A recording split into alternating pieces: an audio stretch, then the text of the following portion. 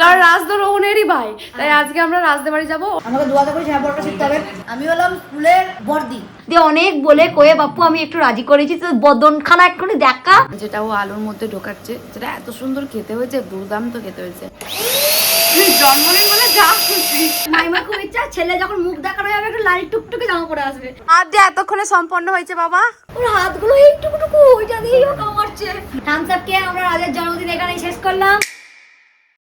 আজকের দিনটা শুরু করছি আমরা ছেঁড়া পরোটার ঘুগনি দিয়ে, কারণ আজ হচ্ছে আমাদের রাজের জন্মদিন। আমাকে চিৎকারটা করতেই হবে, কারণ চিৎকার যদি না করি তো বুঝতে পারবে না যে ওর জন্মের কথাটা আমাদের উদ্ধার করে দিয়েছে।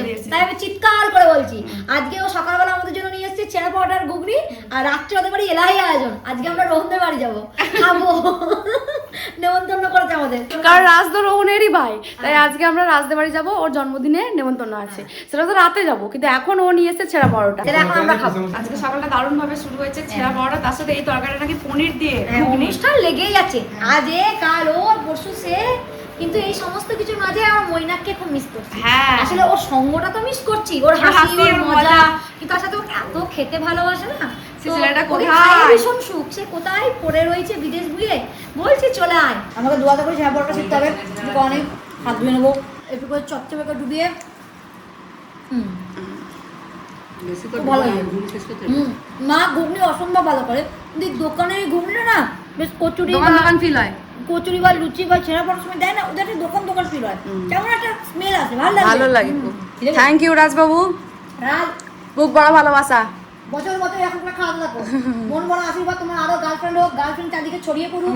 মা এখন রান্না করছে, আর আজকে দই কাতলাও করছে। রাজকে আমরা নেমন্তন্ন করলাম যে দুপুরবেলা এখানেই খাবি, দেখা যাক ও আসে নাকি। আসলে ব্যাপারটা হচ্ছে ওর দাদা আসতে পারবে না, কারণ ছোট করেই হচ্ছে ওর জন্মদিন, কয়েকজন মিলে, তবু জন্মদিনে কিছুতে একটু টুকটাক আয়োজন আছে, সেটার জন্যই ওর দাদা সেগুলো করবে বলে আসতে পারবে না। ও এতটা রাস্তায় একা সাইকেল চালিয়ে আসবে, এটাই হচ্ছে ব্যাপার, কারণ গাড়ি তো ওকে দেওয়া যাবে না একা। অনেক রাস্তাটা খুব খারাপ, ও বলে তো গেছে যে আসবো, দেখা যাক এবার কি হয়। স্নান হয়ে গেছে আমার, আর মুখে এগুলোতে কি বেরিয়ে গেছে, আর মুখটাও কেমন অবস্থা। হ্যাঁ, আমারও বেরিয়েছে, আমি তো আমার পেটের প্রবলেম হচ্ছিল খুব, আমার ভীষণ পেটের প্রবলেম আমি ভুগেছি কদিন, আমি বললাম সেই জন্য হচ্ছে আমার পেটের প্রবলেম।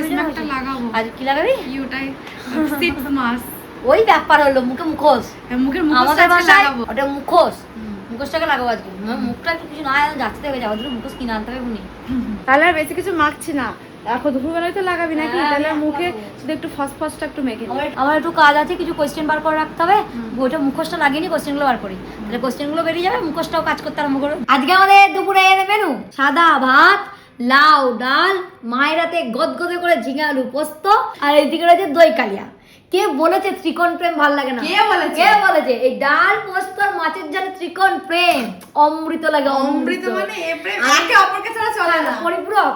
আমি আজকে ডাল পোস্ত আর মাছের ঝালের বান্নাটা দিয়ে ভাতটাকে মাখাবো, আর মাছটা কেটে কেটে খাবো। দিদি আমার ভাতটাকে কিভাবে মাখিয়েছে, ডাল পোস্ত সব একদম চটকে ছাতু তুই বলছিস তো, এবার একটু পরে তুই বলে দিদি ভাতটা করে মাখিয়ে দে। আমি এখনই বলবো, আমার দেখে তো লোভ লাগছে এরকম করে মাখিয়ে, যেমন হচ্ছে পুরোটা বাচ্চা ছেলেকে খাওয়ানো হবে একদম। এরকম করে ভাত মাখা এবং বুড়িগুলো আমার ভাতটাকে মাখিয়ে দিত দিদি, এরকম করে গদগদে করে ভাতটাকে মাখিয়ে একটু মাছ ভেঙে নিতে হবে, ভাতটা নিয়ে একটু মাছটা নিয়ে পেটস্থ করতে হবে। মনে হচ্ছে না পুরো একটা বাচ্চা ছেলেকে খাওয়ানো হচ্ছে। অমৃত অমৃত অমৃত। এরকম করে বাচ্চা ছেলেকে খাওয়ানো হয় না, হ্যাঁ, যে দুদিনে মোটু হয়ে যাবে, গুলুমুলু বাচ্চা হয়ে ভাত যে পছন্দ করে না সেও একদম ভাত প্রেমী হয়ে যাবে। আমার এরকম করে ভাত খেতে খুব ভালো লাগে, অল্প কিন্তু সবজি আর পোস্ত দিয়ে এতটা করে নিয়েছি বলছে অনেকটা। হ্যাঁ, দিদি ওই জন্যই আরো ভাত কম নেয়, কারণ ও তরকারিটা একটু খায় তো, আর এমনিতে ভাত খেতে পারে না, তার মধ্যে যদি ভাতটা নিয়ে নেয় তাহলে ও তরকারিটা কিছু খেতে পারবে না, ভাতটাকে খুব চটকাবে, ওর চটকাতে আমার মায়ের ভাত কি উঠে আসবে। মা সবাইকে ভাত দিয়ে নিজে খেতে বসে সমস্ত কিছু করবে, আমি এত ভাত চটকায় আমার মা ভাত উঠে পড়ে। আমার মায়ের হাতের রান্না সব রান্নাই আমাদের কাছে অমৃত, মায়েরা ভালোই রান্না করে। কোনোদিন হচ্ছে একটু তরকারিতে নুন হয়নি, সেটাকে বারবার বললাম মা একটু নুন হতো, মা একটু নুন হতো, দিয়ে নিরুৎসাহ করে কোনো লাভ নেই। তার থেকে ভালো বলে মানুষ আরো বেশি উৎসাহিত হয়ে আরো ভালো রান্না করতে পারে, এটা আমার মত বাপু। আর প্রত্যেক মায়েরাই ভালো রান্না করে, আমাদের মধ্যে ঢেঁড়স আছে তাই বটে। আমি তো এবার আমি মায়ের হাতে খাই তাই অমৃত বলি, কিন্তু প্রত্যেক মায়েদের হাতের রান্নাই অমৃত। এটা এমন নয় যে আমি খালি আমার মা বলে অমৃত বলছি, বাকিরা খারাপ রান্না করে, অবশ্যই না। আমার দুদু নিজে দারুণ রান্না করতো, পুরো অমৃত রান্না করতো, কিন্তু আমরা যে কেন এরকম ঢ্যাঁড়স হয়ে গেছি জানি না। আমার দিদি তবু দারুণ রান্না করে, কিন্তু আমার দিদি প্রতিদিনকার রান্নাগুলো করবে না, মানে ভাত ডাল পোস্ত করবে না। আমার দিদি এক এক রকম রান্না করবে, চিকেনের কোনো আইটেম এরকম। আমি হলাম স্কুলের বর্দি, সব ক্লাস নেবো না, মায়ের কাছে এসে ডাউনটা মেরে যাবো, ক্লাস হচ্ছে। আমি এরকম ডেলি ডাল পোস্ত আমি পারবো না, কিন্তু ওই কোনো একটা স্পেশাল রান্না হলো আমি ওই সমস্ত করতে, যেখানে আমি আমার কেরামতিগুলো দেখাতে পারবো। ডাল পোস্ত কিছু কেরামতি দেখাতে পারবো না। না খাওয়া দাওয়া হয়ে গেছে, এবার ওই মুখে ওগুলো লাগাবো, সেটাই নিতে যাচ্ছি।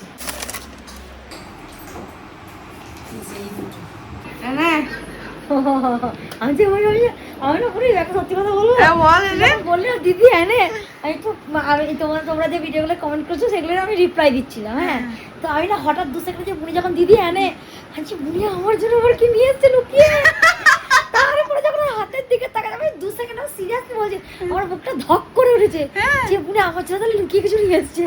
আপনাদের যে মুখোশ গুলো ঠিক আছে দিদি, এবার এই জগতে ফিরে আয়। ভেবে নিয়েছিস এই তো গিফটই তো এনেছি আমি তোর জন্য, তোর মুখটাকে দেখ চকচক করবো। চক্রবর্তী কর নাকটা কর নাকটা খোলাই। উফ, তোকে এইসব লাগানো না বড্ড জ্বালা। এ বন্ধু তুই এবার ঘুমা, হয়ে গেছে। কোন দিকে বন্ধু তুই? এই যে এদিকে খোল, কিচ্ছু হবে না, খোল। খুলতে পারছি, ঠিক আছে বন্ধু। এতবার তোকে লাগিয়েছি তবু তোর এই ভয় যায় না। আমার খুব ভয় লাগে, আমার চোখ না মুখ খুলতে পারবো না, এটা গেল। আমি এবার ফটাফট লাগিয়ে নি, বাবারে এখনই সব বেরিয়ে যাচ্ছে। তোমরা অনেকেই আছো যারা খুব ভালোবেসে রোহনের মুখটা দেখতে চাও। রোহনকে আমি এই আগেও বলেছি, আবারও বলছি, রোহন প্রচন্ড লাজুক। মানে লাজুক বলতে কি, ও সমস্ত কিছু ঠিকঠাক আছে, কিন্তু আমরা যেমন অনর্গল কথা বলতে পারি না, ওনা এরকম সামনে ফোনটা ধরলে ওরকম অনর্গল কথা বলতে পারে না। এমনিতেও খুব কথা বলিস, আমাদের সঙ্গে খুব কথা বলে, কিন্তু ভিডিও অন করলে বলে আমি কি বলবো, থতমত খেয়ে যায়। কিন্তু আমার দিদি ওকে ট্রেনিং দিচ্ছে, আস্তে আস্তে ও শিখে যাবে। আমার দিদি ওকে ট্রেনিং দিয়ে এমন তৈরি করে ফেলবে, একটা সময় দিদির থেকেও বেশি কথা বলবে ও। একটা সময় নিজের একটা ইয়াব বড় পেজ খুলে ফেলবে, এমন কথা বলবে, কিন্তু এখনো ভীষণ লাজুক। কিন্তু আজকে যেহেতু ওদেরই বাড়ি যাবো, রোহনদেরই বাড়ি যাবো, কারণ আজকে আমাদের রাজবাবুর হলো হ্যাপি বার্থডে। রাজবাবু হলো রোহন বাবুর ভাই, তো সেই কারণে রোহনকে বলেছি তুই একবার একটু ফোনের সামনে এসে হাই হ্যালো অন্তত কিছু করবি, কারণ আমি মনে করি ব্যক্তিগতভাবে তোমরা ওকে এতটা ভালোবাসা দিয়েছো, মানে ভালোবাসা পাওয়ার মতোই ছেলে। কিন্তু ও না এমন কোনো মানে নেই যে আমরা ওকে আড়াল করে রাখছি, কোনো একটা বিশেষ কিছু কারণ কিছু নয়। ও খুব সাই, ক্যামেরা পার্সন নয়, ও ক্যামেরা ফ্রেন্ডলি নয়, সেভাবে কথা বলবে না।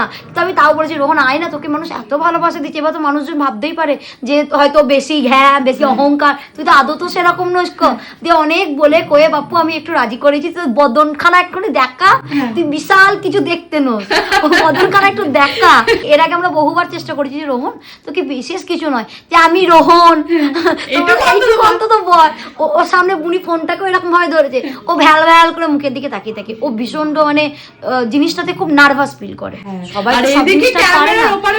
কিন্তু ক্যামেরার ওপারে এডিটে বলো, কোনো ভিডিও ধরতে বলো, কোনো কিছু ডিরেক্টরের কাজ, মানে আমাদের মনের কথা যে ভিডিওগুলো, বুনির যে জ্যোতি মন্ডল 8250 যে ভিডিওগুলো, সমস্ত কিছু কিন্তু ও করে। ভিডিও করা থেকে শুরু করে, শুট করা থেকে শুরু করে, এডিট করা থেকে কালারিং, সাউন্ড, যা যা থাকে একটা ভিডিওর পেছনে প্রচুর খাটতে হয়। ও সমস্ত নিপুণ হাতে সামলায় ও, কারণ ওই কাজটা ভালোবেসে করে। দেখো আমরা তো মধ্যবিত্ত বাড়ির ছেলে মেয়ে, তো একটা এজের পর বা আমার একটা প্রেশার আছে যে মেয়েদিকে চল বিয়ে দিয়ে দেবো, ছেলেদিকে কাজ দেবো, কিন্তু এই কাজটাকে ধরে আছে, যে এই কাজটা নিয়েও জীবনে এগোতে চায়। ক্যামেরার সামনে হয়তো নয়, ক্যামেরার পেছনে, কিন্তু এগোতে চায়। তো তোমরা ওকে অনেক ভালোবাসা দিও, যাতে ওর যেটা ইচ্ছা, মনের ইচ্ছা, স্বাধীনভাবে সেটা করতে পারে। স্বাধীনভাবে কাজ করার মধ্যে নিজেকে অনেক বেশি আপডেট করা যায়, কিন্তু যে কাজটাই আমার ইচ্ছা নেই, সেই কাজটা শুধুমাত্র সংসারের চাপে যখন আমি ঢুকে যাই না, সেই কাজটাতে আমি এগোতে পারি না। কিছু উপায় নেই, আমাদের করতেও হয়, হয়তো আজ নয় কাল আমাদের করতেও হবে, কিছু উপায় নেই। কিন্তু ও করছে, ও চেষ্টা করছে, ভীষণভাবে চেষ্টা করছে ক্যামেরার এপারে থেকেও এই এডিটিং, কালারিং, সাউন্ড, ফটোগ্রাফি, এই সমস্ত নিয়ে কাজ করা, কারণ কাজটাকে ও ভীষণ ভালোবাসে। ওইটা ওর উপর প্রেসারাইজ করা হয় না। আমরা যদি মুখের সামনে ফোনটা ধরি না, ওইটাকে ওর উপর প্রেসার দেওয়া হয়, যেরকম তোকে কিছু কাজ কথা বলতে হবে, কিন্তু যে কাজগুলো ও করে না সেটা স্বাধীনভাবে ফ্রিলি করে। তো এইটাই পার্থক্য, আর কোনো কারণ নেই।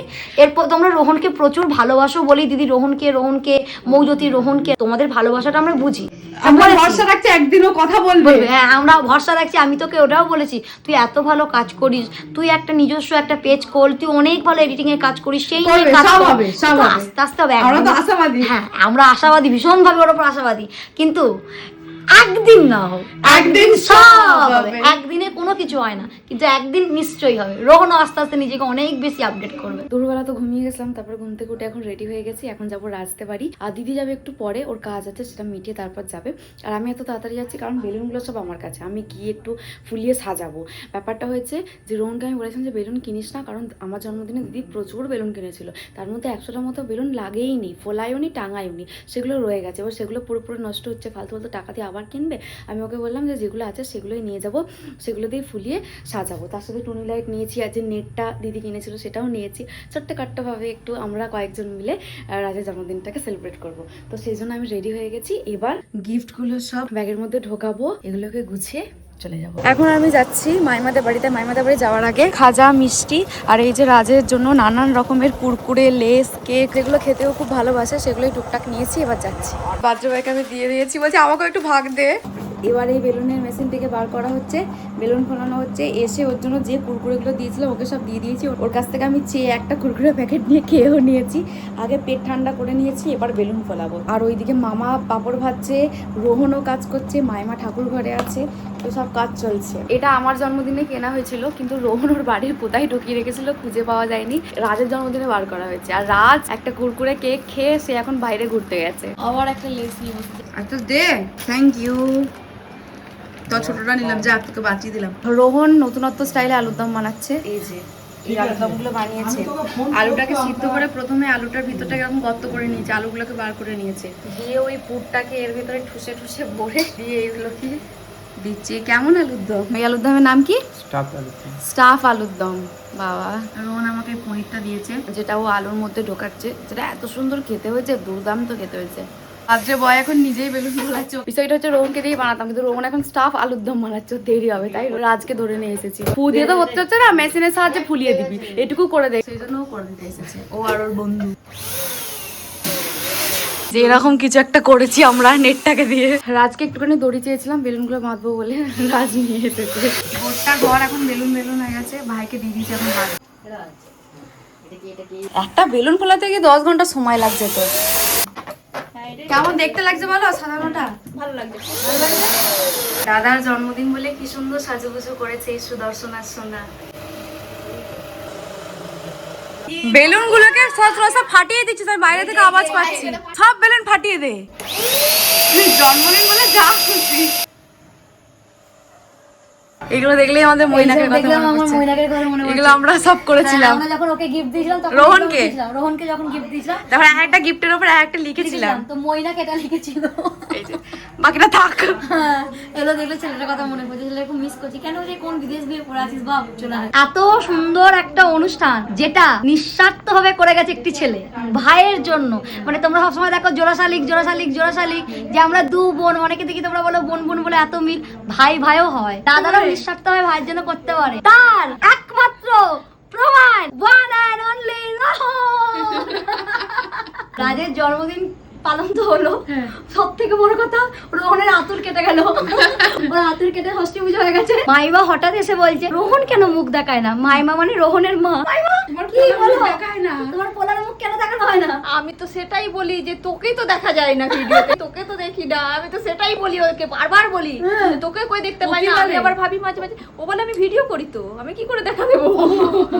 ও এটাই বোঝায় মাইমাকে, ও ভীষণ লজ্জায় কথা বলতে পারছেন না। মাইমাকে এই ব্যাপারটা বোঝালাম যে মাইমা রোহন লজ্জা পায়, মানুষ ওকে দেখতে চায়, মানুষজন ওকে এতটা ভালোবাসে, কিন্তু পারমিশন দেখাতে পারে না। তখন মাইমা ঘুরিয়ে বলছে তোকে যখন মানুষজন দেখবে একটা লাল টুকটুকে জামা পর, লাল টুকটুকে পরে এখানে এই হচ্ছে রোহন।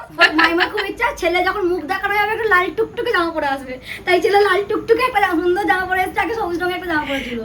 কেমন লাগছে ভাই জন্মদিন সকাল থেকে খেতে? খুব সুন্দর, খুব ভালো লাগছে। রোহনের মুখ যে এতদিন দেখানো হয়নি, এর পিছনে কোনো সাত সমুদ্র 13 নদীর কারণ নেই, কোনো কারণ নেই, কোনো রহস্যের উন্মোচন নাই। ও ক্যামেরার সামনে আসতে লজ্জা পায়, কিন্তু মানুষজন এত ওকে ভালোবাসা দিয়েছে, ও সারা দেওয়া উচিত সেই ভালোবাসাটা নেই। হ্যাঁ তুমি পান পাতা মুখে ধরো, তাহলে লজ্জাটা কাটবে। তো এই হচ্ছে আমাদের এই হচ্ছে আমাদের রোহন। হাততালি। উনি এসে বলছি হ্যাপি বার্থডেটা নিয়ে রে, ওটা টাঙালে বলছে ও টাঙাতে হবে না। আমি ঠিক আছে টাঙা, যে ভাই এসে আবার টাঙালো, কি সুন্দর লাগছে। এবার হ্যাপি বার্থডে লাগছে, আবার কেকটা নিয়ে ব্যাপারটা হয়েছে ও অরিজিনাল কমপ্লেনটা খেয়েছে আর আমাকে ভেজালটা খাওয়ানো হয়েছে। সেই জন্য ওর সাইজ আনতে ওর সাইজ। বলছে এটা খাবি, কেউ নষ্ট করবি না। আরে বাস কি সুন্দর। হেভি দেখতে তো। একটু একটু জন্মদিনে মাখাই একটু যায়। একটু জন্মদিনে মাখানো যেতেই পারে, তার মানে এটা দাঁড়াচ্ছে না যে আমরা খাবার অপচয় করছি বা খাবার অপচয় আমরা করি। খাবার অপচয় আমরা কেউই পছন্দ করি না, কিন্তু জন্মদিন বলে কথা তো খাওয়ার পরে এই মুখেরটাই নিয়ে লাগায়। হ্যাঁ। এই ওখান থেকে খাবুলে লাগায় না, কারণ আমাদের পেটটাকে আগে ভরাতে হয়। হ্যাঁ। যে যার যেটা মুখে থাকে মুখের বাইরে থেকে ওটাকে লাগিয়ে দেয়। হ্যাঁ কেমন লাগছে? সেই লাগছে বলতে হয়।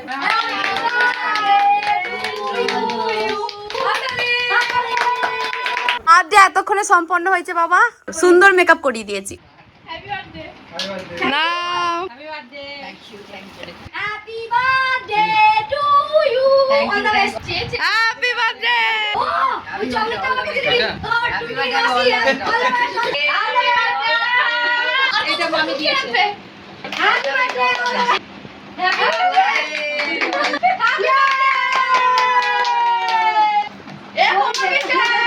বাহ বাহ। বাহ। আমি তো বলবো এটা কালকে পরে নাও। চলো happy birthday. Happy birthday.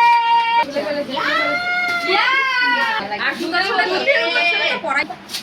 Happy birthday to you. Yay! এবার মেরে নাও পোস্ট করে। ও চলো। Happy birthday. তুই পরে দাঁড়িয়ে আয়। বলছি ওটা এখন নতুন আছে, একটু ভালো করে বল, বাড়ি গেলে আসো। ও কি প্রিমিয়াম। জয় বালা। আমরা এখন অন্তিম পর্বে উপস্থিত হয়েছি। এবার মাননীয় রোহনের গিফট করা হচ্ছে। হাততালি।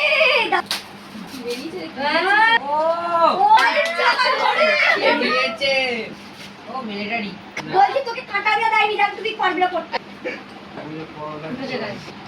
চলো হাততালি। খুব সুন্দর করে নিলাম। খুব সুন্দর খুব সুন্দর। দিদি এখানে কেক ভাগ করছে, কেক ভাগ করার থেকে বেশি খেয়ে নিচ্ছে। সবাই না খাই না কোনো। কেক নিয়ে নাও। জন্মদিন মানে আগে কেক খেতে হবে। ভালো কেকটা। পুরো আইসক্রিম কেক। হয়েছে কেক খাওয়া? ওর হাতগুলো এইটুকুটুকু, ওইটা দিয়েই ও কামড়ছে। আমরা এবার খেতে বসে গেছি। আমাদের খাবার আসছে। প্রথমে স্যালাড। রোহন আমাদের এত সুন্দর পোলাও বানিয়েছে। আজকে সব রান্না করেছে আমাদের রোহন স্যার। এবার পাতে যাচ্ছে আমাদের নবরত্ন কোরমা, যেটা দেখতে ঠিক এতটা সুন্দর হয়েছে। পনির সমস্ত কিছু দিয়ে নবরত্ন কোরমা। হেভি হেভি নবরত্ন কোরমা, হেভি টেস্টি। আমার বাড়িতে নিয়ে আসতে হবে না, একবার চলে যাবে। আরো একটা রেসিপি এসছে, এটি হচ্ছে স্টাফ আলুর দম। দুর্দান্ত। এটার ভিতরটি ভাঙলে পনির বেরোচ্ছে। কেমন হয়েছে মা? অমৃত হয়েছে, অমৃত, দুর্দান্ত হয়েছে। রোহন স্যার আজকে আমাদের ফাটিয়ে দিয়েছে। আলু ভেঙে বেরিয়ে গেছে আমাদের পনির। দারুণ করেছে। অসাধারণ, অসাধারণ। এক একটা এক রকম টেস্ট। আমি যে দুটো খেলাম সেই দুটোই প্রথম খেলাম। হ্যাঁ আমরা প্রথম প্রথমে খেলাম। খাইনি, আর স্টাফ আর দমটা হয়। চাটনি, চাটনি আর পাঁপড়, পায়েস, শেষ পাতে মিষ্টি, কমলা ভোগ। দেখুন শেষ পাতে চলে আসছে কমলাবো। থামস আপ খেয়ে আমরা রাজের জন্মদিন এখানেই শেষ করলাম। দারুণ মজা হয়েছে, খুব ভালোভাবে কাটিয়েছি। রাজ খুব ভালো থাকুক, সুস্থ থাকুক। ওর জীবনে একটাই সব, প্রচুর গার্লফ্রেন্ড হবে, আশেপাশে ঘুরে বেড়াবে। ওর শখটা পূরণ হোক এই কামনা করি। আর রোহনের দাবিও ছোটবেলায় খুব ফর্সা ছিল। ও আমাদের ছবি আর করে শুধু দেখিয়েছে, আমরা বিশ্বাস করি না বলে। তো সত্যিও ফর্সা ছিল। ওর দাবি হলো মায়ের মানে কি ওকে রোদে দিয়ে দিয়ে কালো করে দিয়েছে। হয়তো রাজের থেকেও ফর্সা ছিল। এই হচ্ছে আমাদের রোহন স্যার, সত্যি ফর্সা ছিল। তো আজকের ভিডিওটা এই পর্যন্ত। তোমরা খুব ভালো থেকো, সুস্থ থেকো, সবাই ভালো থেকো। টাটা।